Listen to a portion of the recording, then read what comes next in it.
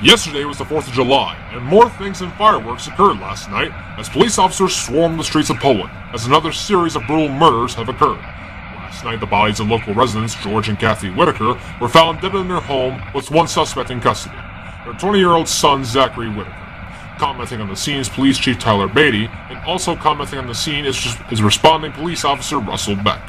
He got an emergency call from one of the nearby neighbors saying that they witnessed a man who, at the time, was wearing a mask with what appeared to be blood on it, walking up and down the street over here, and entering through the porch door right over there.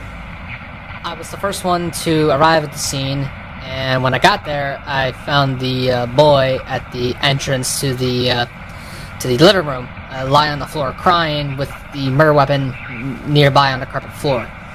Since I made the arrest, the boy has refused to talk, not even to call his lawyer. He's just been sitting and crying silently now in the back of the squad car. The woman was found lying in her chair, and from what I gathered, she had been drinking prior to what had occurred. And there were no signs of a struggle of any sort, so safe bet was she was asleep right before it happened. The man was also another story. The man was found on the floor next to the computer desk with a pair of headphones dangling from the side, and again, no apparent signs of a struggle. From what I could gather from the position of the desk, the blood on the desk and the blood on the floor, the dangling headphones, and at the level the speakers were at, connected to the headphones, the man couldn't hear what was going on behind him with his wife. It really is tragic what happened here tonight. Now, some may remember the suspect, Zachary Whitaker, from over a year ago, when he was a suspect in the case of the Poland Six, in which 6 of the town's high school graduates went missing, and whose corpses were later found in the quarry at Poland Township Park, charred beyond recognition. Responding Police Officer Russell Beck and Police Chief Tyler Beatty on the matter.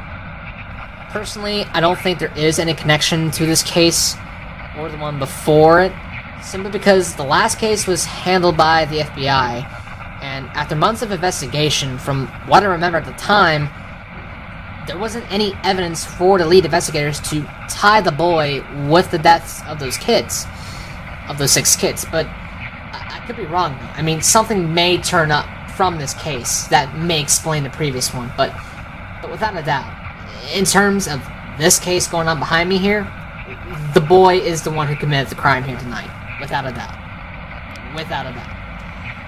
I have no comments on whether or not this case has any connection with the events of last year, but I will say that if there is a connection between the two, the FBI will roll right back into town to try to close the case. But it must be noted that the mask found at the scene tonight is not the same mask identified over a year ago by the parents of one of the missing kids. This mask did have blood on it. It did have blood on it. But the problem is, the blood is not red, like it would be from a fresh cut, and take that into account, it doesn't appear to be from either victim tonight. See, when blood stains a surface of any kind, it turns brown after it dries. The blood on the mask is brown, and essentially what smells to be iron was emitting from the mask, which would not only make it hard to breathe in it, but would also suggest that this blood has been on this mask for quite some time. So, for all we know, the blood could connect to the Poland Six. But who knows? Maybe there was some other event that we are still unaware about, and this case could lead open to that instead of the Poland Six. We don't know for sure until further investigation has occurred.